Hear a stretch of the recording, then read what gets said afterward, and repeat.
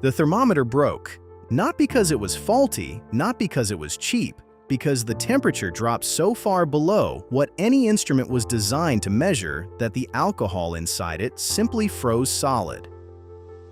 The year was 1924. The place was a small village in northeastern Siberia called Oymyakon.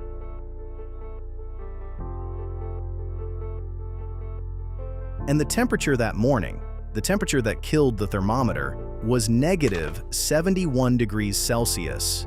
That is not a typo. That is not a record from some unmanned weather station on a polar ice sheet.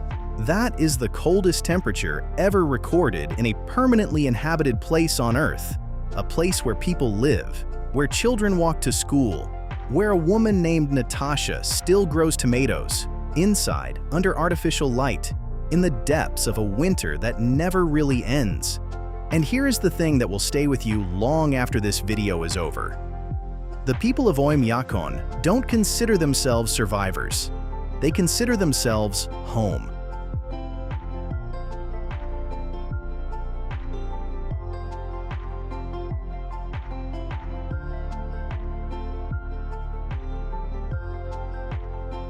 Oymyakon sits in the Sakha Republic of Russia, roughly 900 kilometers south of the Arctic Circle, in a valley that geography seems to have designed specifically for extremes.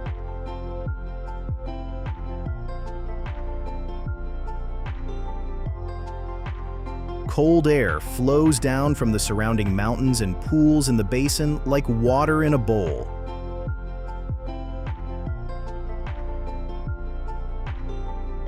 Trapped, dense, settling deeper and colder with every passing night. The valley is a natural refrigerator. A refrigerator with a population of around 500 people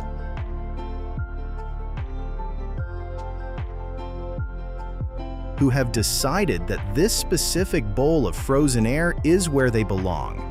The name Oymyakon comes from an Evenki word meaning unfrozen water, a reference to a thermal spring nearby that never freezes, no matter how cold the air above it gets.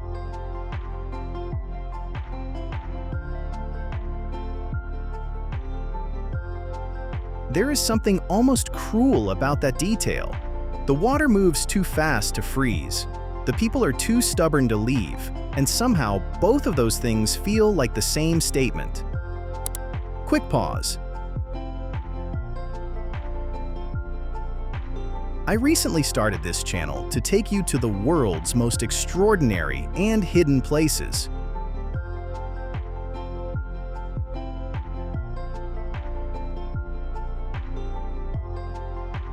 We're still at the very beginning, so every subscriber really matters. If this kind of content helps you understand the world better, consider subscribing.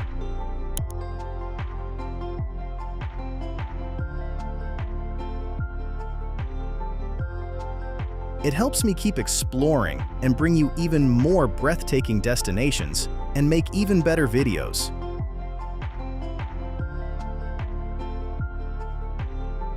Thanks. Now let's keep traveling together.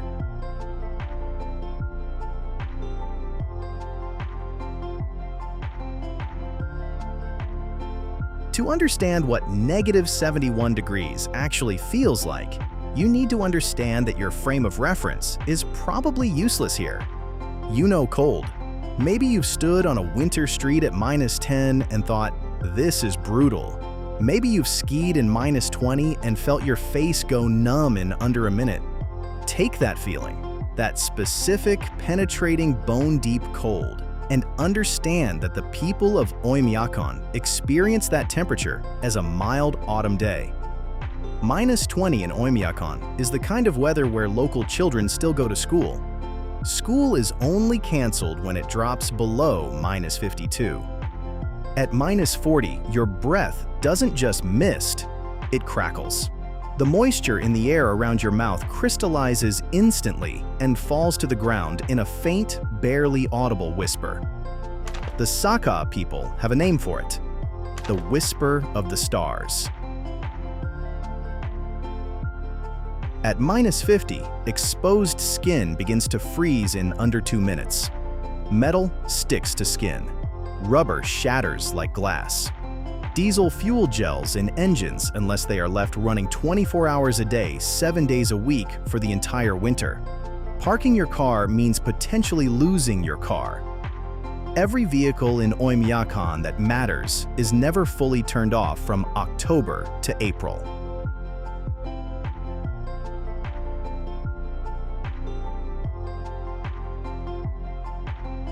At -71, the record, the laws of the physical world start to feel negotiable. Boiling water thrown into the air evaporates before it hits the ground. Bananas become hammers. A breath held too long in the lungs begins to hurt, because the tissue inside is not designed for air that cold, and your body knows it, and it panics quietly while you stand perfectly still. And yet, Valentina is standing outside right now, feeding her horses. Valentina is 63 years old. She was born in Oymyakon, as was her mother, and her mother's mother before that. She owns 3 horses, the Yakutian breed, a stocky, fur-covered animal that looks like someone crossed a standard horse with a particularly determined idea.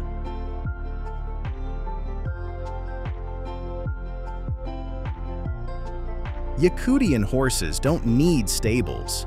They don't need blankets. They stand in the open air at -50 and use their hooves to break through the snow crust to find the frozen grass underneath. They have done this for thousands of years. They have no interest in your sympathy.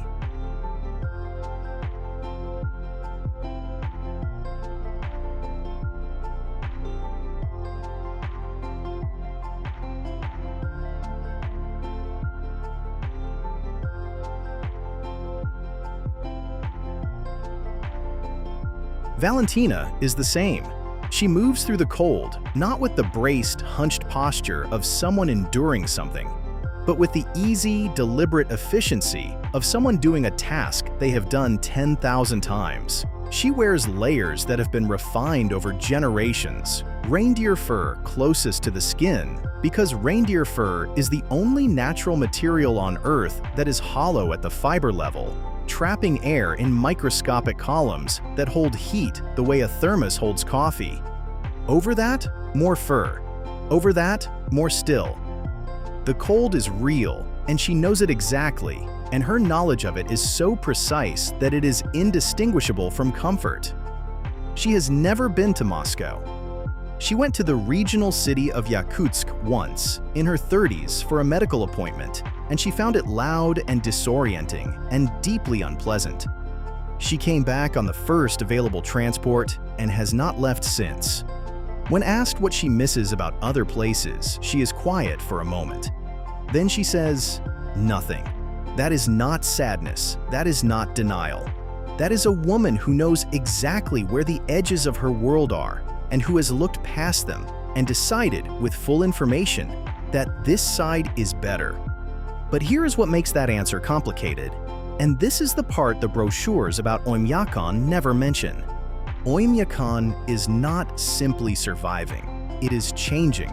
And the change is not coming from outside. It is coming from the ground itself.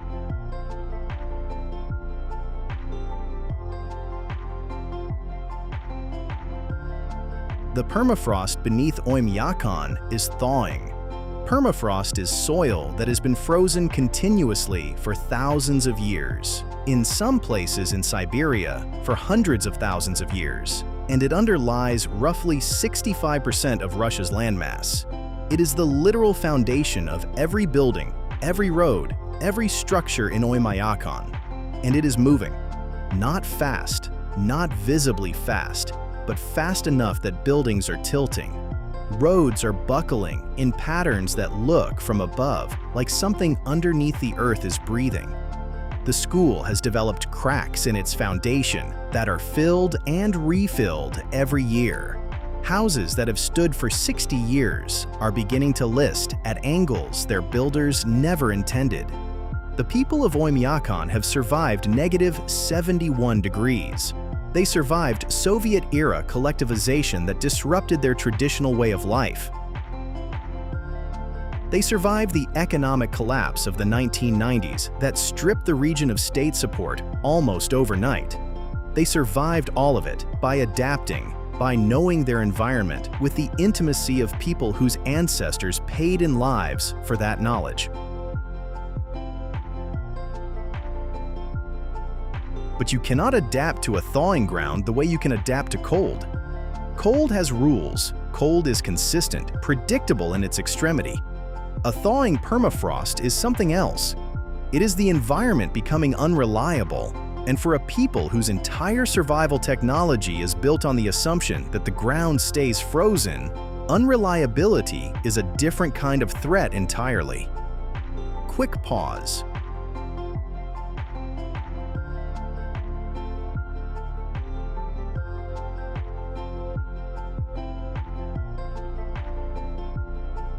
I recently started this channel to take you to the world's most extraordinary and hidden places.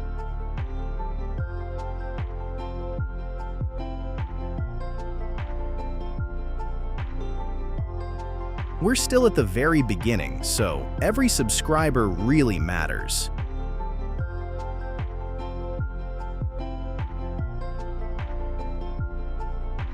If this kind of content helps you understand the world better, consider subscribing. It helps me keep exploring and bring you even more breathtaking destinations and make even better videos. Thanks. Now let's keep traveling together.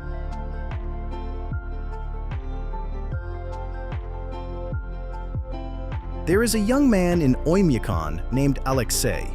He is 26. He left for university in Yakutsk at 17, studied engineering, came back at 23.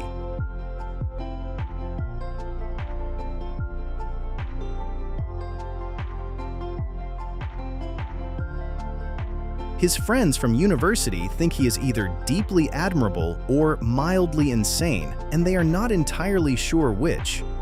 When Alexei tries to explain why he returned, he talks about something that does not have a clean translation into English or, as far as he knows, into any other language. He talks about the quality of silence here, not the absence of sound.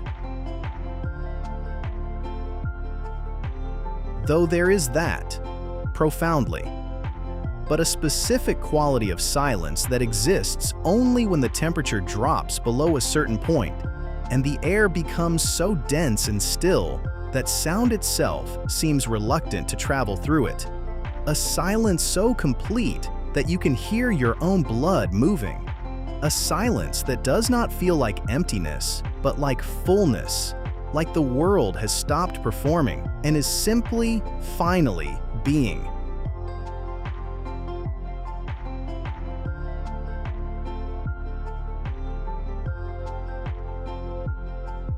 Alexei says he spent 3 years in Yakutsk chasing that feeling and never finding it. He found noise management. He found headphones and quiet rooms and parks with low ambient sound. But the feeling was not there. The feeling was here. So he came back.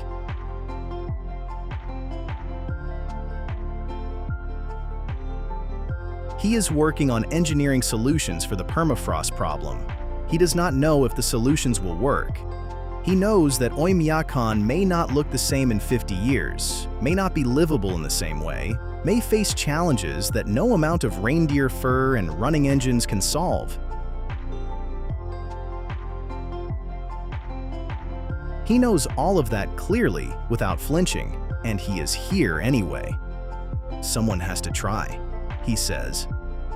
Then he goes back inside, where the temperature is a perfectly reasonable 20 degrees. And his mother has made a soup from reindeer meat and wild herbs that smells, in the cold, thin air of this impossible place, like the most welcoming thing on earth. In Oymyakon, the summers are brief and surreal. For a few weeks in June and July, the sun barely sets.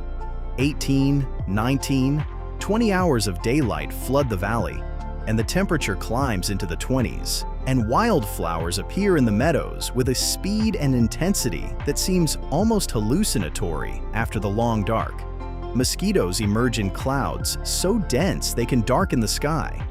Horses graze on real grass.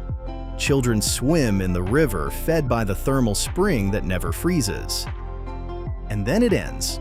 By September, the frost is back. By October, the world is white and will stay white for 7 months.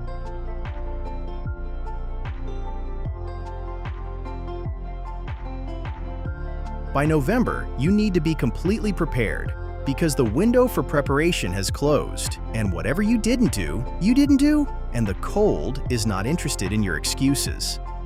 The Sakha people have lived in this cycle for so long that their culture is shaped entirely around its logic. Their calendar is not organized around months in the Western sense. It is organized around what the environment demands. There is a time for hunting, a time for preserving, a time for repair, a time for the cold work that can only be done when the ground is fully frozen and the rivers are solid enough to carry weight. And there is the festival of Isyak, held at the summer solstice when the sun is highest and warmest, a celebration so joyful and so deliberately excessive that it seems to contain within it the entire emotional debt of the preceding winter. People sing and dance and feast for days. They let themselves feel the warmth with a completeness that people in temperate climates never quite manage, because they know, with the knowledge of people who have earned it, exactly how temporary warmth is. The people of Oymyakon are not living a lesser version of life, impoverished by geography, stripped of comfort, grinding out an existence on the margins of the possible. They are living a version of life that is more completely itself than almost anything you will find in the heated, cushioned, temperature-controlled world most of us inhabit. They know what they depend on. They know what can kill them. They know what beauty looks like when it arrives.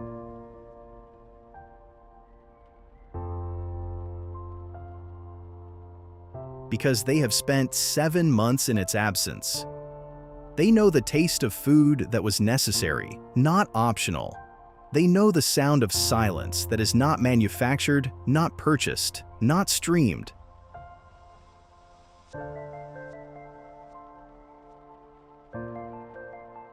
Silence that exists because the world itself has gone still.